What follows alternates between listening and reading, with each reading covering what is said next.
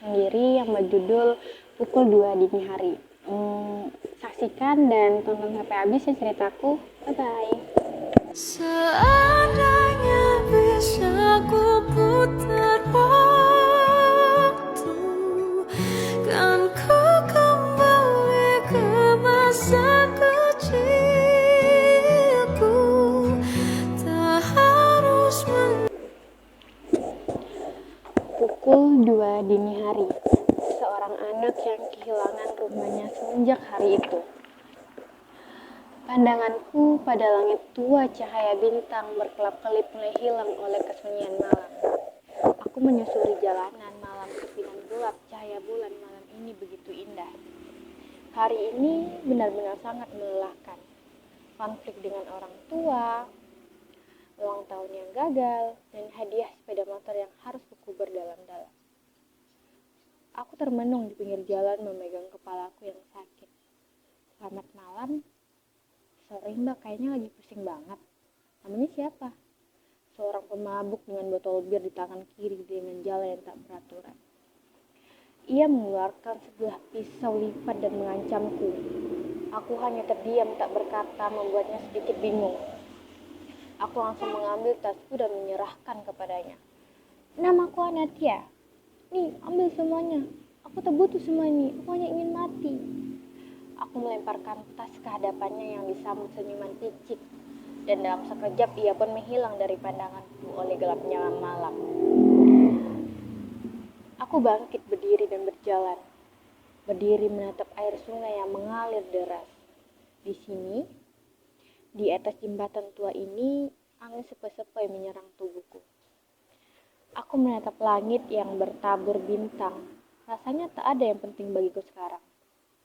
Perlahan-lahan aku berjalan menaiki jembatan dan berdiri bebas menutup mata. Dan tinggal beberapa senti lagi aku akan terjatuh. Aku perlahan mengangkat kaki kananku dan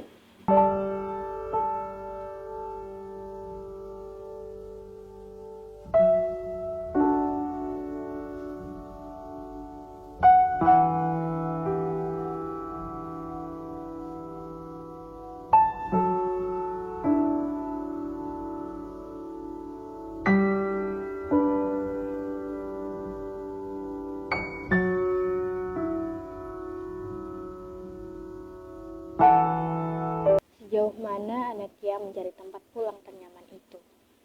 Seperti apa? Anatia tidak pernah menyadari ada seseorang yang ingin sekali dijadikan tempat pulang olehnya. Seseorang yang memperhatikan dirinya. Aku kehilangan rumah sekaligus arah, terombang-ambing badai tengah laut dan hujan. Mengikat tangan dan kakiku agar tidak melukai diri. Aku ingin sekali membawa langkah kaki menuju pintu-pintu itu. Pintu yang berisi angan-angan yang selalu ada dalam konversasi tengah malamku dengan si pemilik semesta. Aku ingin berjalan jauh, jauh sekali, sampai tak terlihat lagi jejak kakiku. Ada banyak beban yang kutanggung pada kaki kecilku, juga pada bahu tak lebarku. Ada banyak lepungan hampa dalam diriku yang harus diisi. Ada banyak hal yang harus kucari seorang diri. Dengan bisa atau tidaknya aku, ada raga yang kehilangan jiwanya.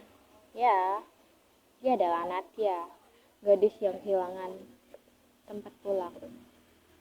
Sayangnya, tempat pulang yang disebut rumah itu tak semenyenangkan yang diharapkan. Yang di dalam kepala berisik, apalagi yang di luar kepala. Rumah isinya lengkap, namun sayang, perannya kosong. Seperti jauh terlihat sama-sama, tapi dari dekat kita asing dan masing-masing. Keluargaku itu banyak rahasianya.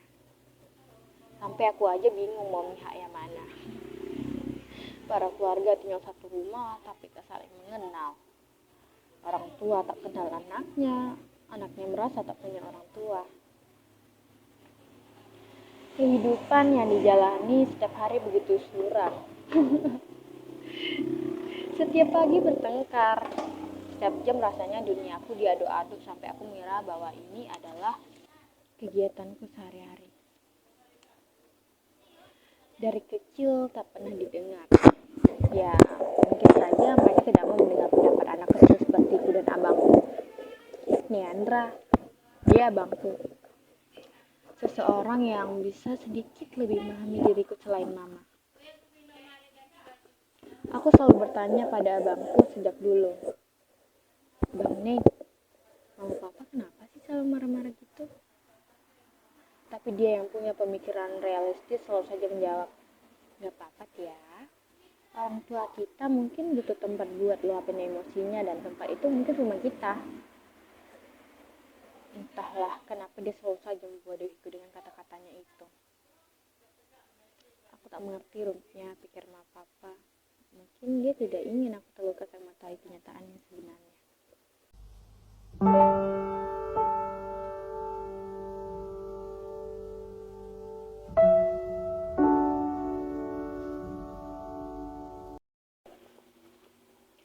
Suasana kali ini bawaku pada kenangan yang tak berarti.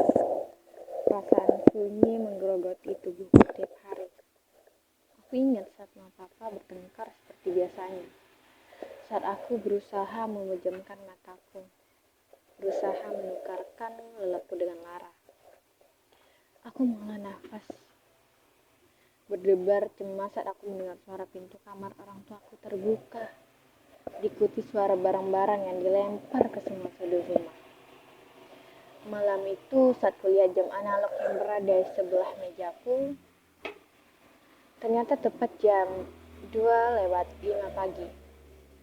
Pagi yang bahkan cakrawala belum memancarkan keindahannya, tetapi papa dan mama sudah memulai keributan itu saja. Tak dapat kupungkiri bahwa aku sangat ketakutan dengan kejadian itu. Abangku tidak ada di rumah dan aku tidak harus tahu harus berbuat apa. Aku turun dari kamarku yang berada di lantai 2, mengintip dari di balik dinding sambil ketakutan dan aku berbisik kecil. Apa yang telah terjadi? Ternyata aku lihat rumah sudah berantakan dengan kondisi mama yang terluka. Aku berlari menghampiri mama. Mama, ada apa? Papa jahat. Aku benci papa. Mau pergi sekarang. Lalu, tanpa aku duga ternyata papa bukannya pergi, tapi malah menamparku dan berkata bahwa ia menyesal sudah mempunyai anak sepertiku yang tidak berguna. Aku terdiam dan tidak bisa merasakan apa-apa sejak saat itu. Papa yang pergi dengan amarahnya meninggalkan aku dan traumaku. Aku tak ingat apa yang terjadi lagi setelah itu. Tapi yang pasti, sejak saat itu aku mengalami bipolar. Ya, tragis bukan? Aku selalu merasa ketakutan saat jam 2 pagi telah tiba. Aku takut bahwa selanjutnya papa akan datang dan menyakiti aku dan mama lagi.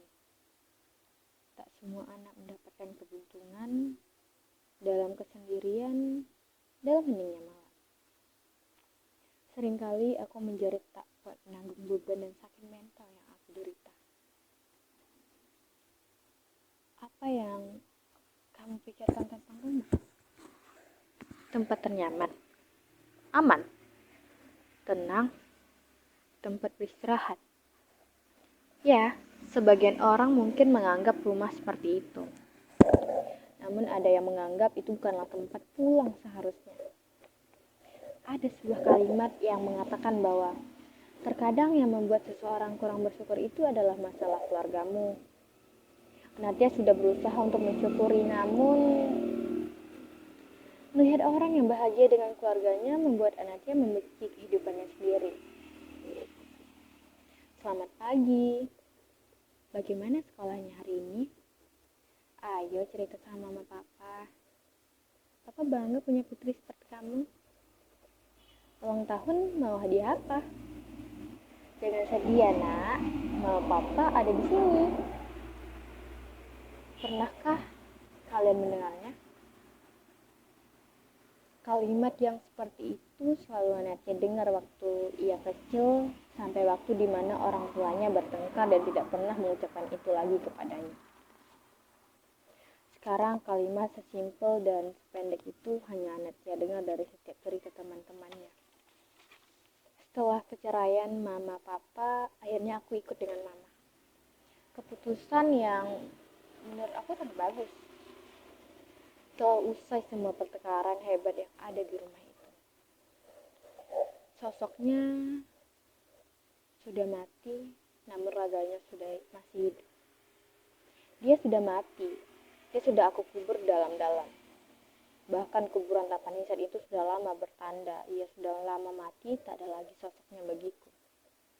Sosok papa yang selama ini aku dambakan, dan sekarang aku tinggal dengan orang asing yang mengaku sebagai papaku. Namun cinta berbentuk pada waktu di mana kita melupakan. Aku menangis dikala temukan diriku terjatuh di atas kaca yang hancur. Seperti air mataku saksikan satu persatu berbalik arah meninggalkan tempat itu dengan cengkrama. Namun yang tertinggal tak bergeming. Aku tertunduk saat melihat gundukan tanah itu. Kemudian giliranku meninggalkannya, berbalik arah dalam diam kembali ke perpaduanku. Aku dirangkul oleh abangku sambil ditenangkan. Ternyata orang tuaku tidaklah bercerai selama ini. Mereka pergi saat aku tertidur. Dulu aku mengira mereka hanya ingin pergi jalan-jalan saja, tapi ternyata mereka kecelakaan dan meninggalkanku yang tak sempat memeluk mereka. Aku yang menyadari kehilangan itu selalu saja memarahi diriku sendiri. Soal bipolar, aku memang mengidap bipolar sejak orang tua aku meninggal. Bahkan semakin parah. Tapi abangku selalu menenangkan dengan cara memelukku saat aku kumat. Tapi sialnya, aku tahu aku disayang. Tapi aku gak ngerasa disayang. Aku selalu bermimpi bertemu dengan papa dan papa bilang, Anatia, kapan kamu tumbuh sedewasa dan sekuat ini tanpa peran papa?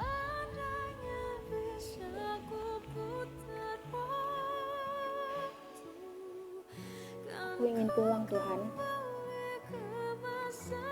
Saat aku menaiki jembatan dan perlahan mengangkat kaki kananku, dan sosok pemabuk yang menodongkan pisau kepadaku menarik bajuku dan menampar pipiku kuat-kuat.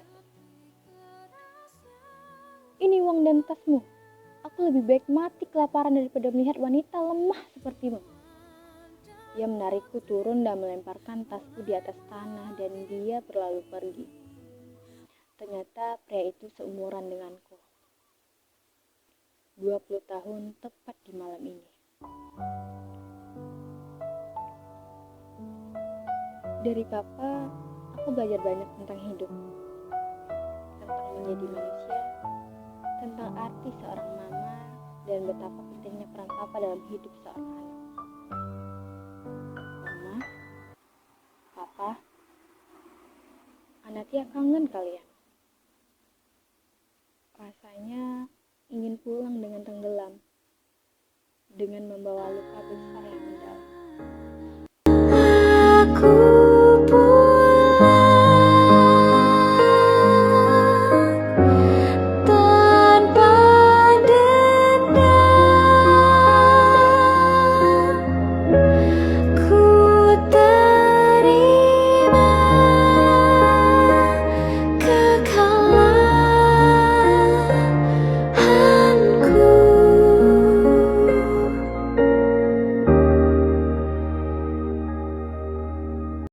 Dadah guys, jadi segitu saja video tentang menceritakan cerpen karya sendiri yang bertemakan keluarga.